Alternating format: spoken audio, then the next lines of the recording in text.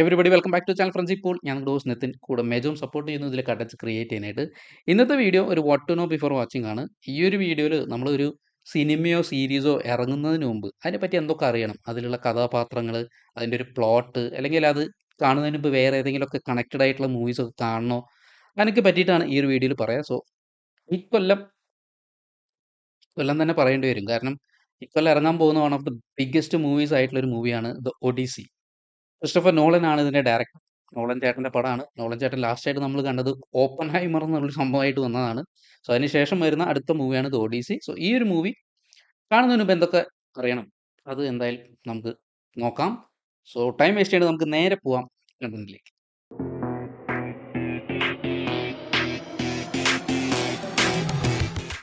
അപ്പൊ ഈ പടത്തിന്റെ കഥ ബേസ് ചെയ്തിരിക്കുന്നത് ഹോമർ എന്ന് പറഞ്ഞിട്ടുള്ള ഒരാൾ എഴുതിയ ബുക്കിനെയാണ്. ആൻഡ് ഇത് പുള്ളിക്കാരൻ എഴുതിയത് 8th സെഞ്ചുറി ബി സിയിലാണ്. അതായത് ഏകദേശം 2800 വർഷങ്ങൾക്ക് മുമ്പ് എഴുതിയിട്ടുള്ള ഒരു കഥയാണ്.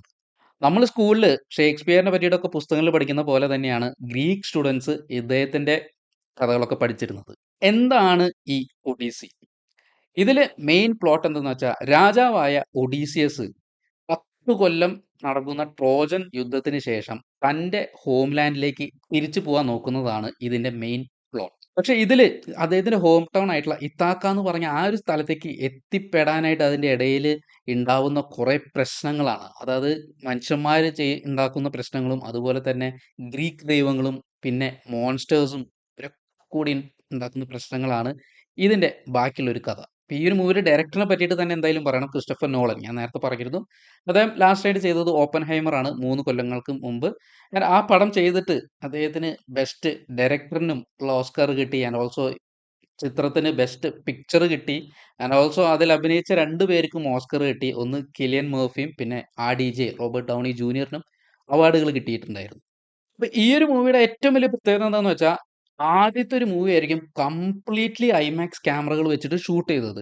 ഓൾറെഡി നമുക്കറിയാം ക്രിസ്റ്റഫർ നോളന് ഭയങ്കര ഇൻട്രസ്റ്റഡ് ആയിട്ടുള്ള ഒരു ഫോർമാറ്റ് തന്നെയാണ് ഈ ഒരു ഐമാക്സ് ഫോർമാറ്റ് എന്നത്. കാരണം അദ്ദേഹത്തിന്റെ ആദ്യ പടങ്ങളായിട്ടുള്ള ഡാർക്ക് നൈറ്റിലൊക്കെ തൊട്ട് തുടങ്ങിയിട്ടുള്ളതാണ് ഈ ഒരു ഐമാക്സ് യൂസ് ചെയ്യാനായിട്ട്. കുറച്ച് ഷോട്ട്സ് ഒക്കെ ആയിരുന്നു ഈ ഒരു ഐമാക്സ് ക്യാമറ വെച്ച് യൂസ് ചെയ്യാറ്. പക്ഷേ ദിസ് മൂവി ഇത് കംപ്ലീറ്റ്ലി ഐമാക്സ് ക്യാമറ വെച്ചിട്ടാണ് ഷൂട്ട് ചെയ്തിരിക്കുന്നത്.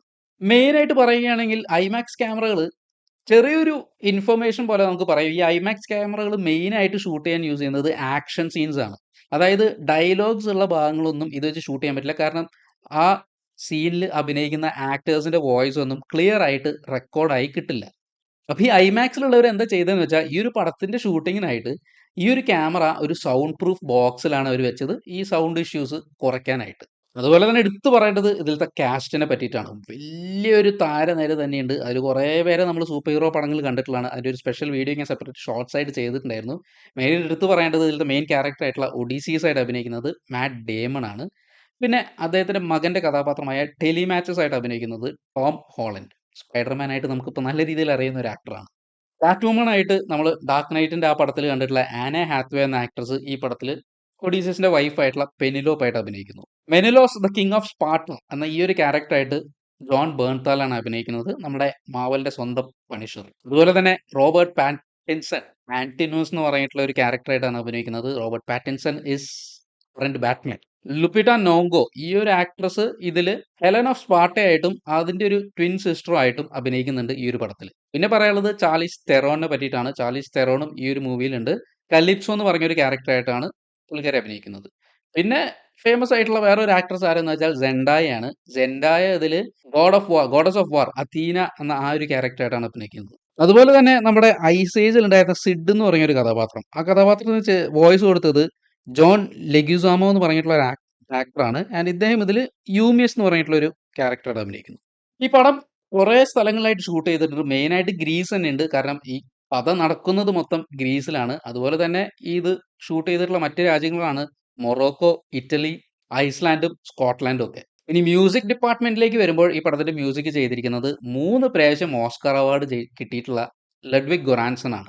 ഇദ്ദേഹത്തിന്റെ മുമ്പത്തെ പ്രൊജക്ട്സ് ആണ് ഓപ്പൺ ഹൈമർ, സിന്നേഴ്സ്, അതുപോലെ തന്നെ ബ്ലാക്ക് പാന്തർ. അപ്പൊ ഈ ഒരു മൂവി കാണുമ്പോൾ എന്താണ് നമ്മൾ എക്സ്പെക്ട് ചെയ്യേണ്ടതെന്ന് പറഞ്ഞാൽ, അഫ്കോഴ്സ് ആ ഒരു ആളുടെ, ആ ഒരു വ്യക്തിയുടെ സ്ട്രഗിൾസ് ആണ് തന്റെ ഹോം ടൗണിലേക്ക് എത്താൻ വേണ്ടിയിട്ട്. അതുപോലെ തന്നെ ബാറ്റിൽ സീക്വൻസുകൾ ഉണ്ടാവും, വലിയ യുദ്ധം. കാരണം ട്രോജൻ യുദ്ധത്തിന് ശേഷം നടക്കുന്ന ഒരു കഥയായതുകൊണ്ട് എന്തായാലും ട്രോജൻ യുദ്ധത്തിന്റെ ചെറിയ എന്തെങ്കിലും ഒരു ക്ലിപ്പിംഗ് ഈ ഒരു മൂവിയിലുണ്ടാവും. അതുപോലെ തന്നെ മോൺസ്റ്റേഴ്സ്, ഗ്രീക്ക് മിത്തോളജിയിലുള്ള ദൈവങ്ങളെ പറ്റിയിട്ട് ഇതൊക്കെ എന്തായാലും നമുക്ക് ഈ ഒരു മൂവിയിൽ എക്സ്പീരിയൻസ് ചെയ്യാൻ പറ്റും. And since this is Nolan's vision, പുള്ളിക്കാരന്റെ രീതിയിൽ എന്തെങ്കിലുമൊക്കെ എക്സ്ട്രാ ഇതിൽ ചെയ്യാം. ആ ഒരു മൂവിക്ക് വേറൊരു ഹൈ കിട്ടാനായിട്ട്. So this is what to expect. ഈ ആഴ്ചയാണ് ഈ മൂവി റിലീസ് ചെയ്യുന്നത്, July 17. So very much excited for this project. ഐമാക്സിൽ തന്നെ മാക്സിമം കണ്ടാൽ തന്നെയായിരിക്കും ഈ മൂവിയുടെ ഫുൾ എസൻസ്, ഫുൾ എഫക്റ്റ് നമുക്ക് എന്തായാലും കിട്ടുള്ളൂ. സോ ഇതാണ് ഒഡീസിനെ പറ്റിയിട്ട് പറയാനുള്ളത്. നിങ്ങൾ തീർച്ചയായും എൻജോയ് ചെയ്യുമെന്ന് ഞാൻ വിചാരിക്കുന്നു. സോ ഈ വീഡിയോയുടെ കണ്ടന്റ് ഇതാണ്. നിങ്ങൾക്ക് ഇഷ്ടപ്പെട്ടെങ്കിൽ തീർച്ചയായും സപ്പോർട്ട് ചെയ്യുക, സബ്സ്ക്രൈബ് ചെയ്യുക. നമ്മളെ മുന്നോട്ട് കൊണ്ടുപോകാനായിട്ട് കുറച്ചും കൂടി ഹെൽപ്ഫുൾ ആയിരിക്കും. So thank you.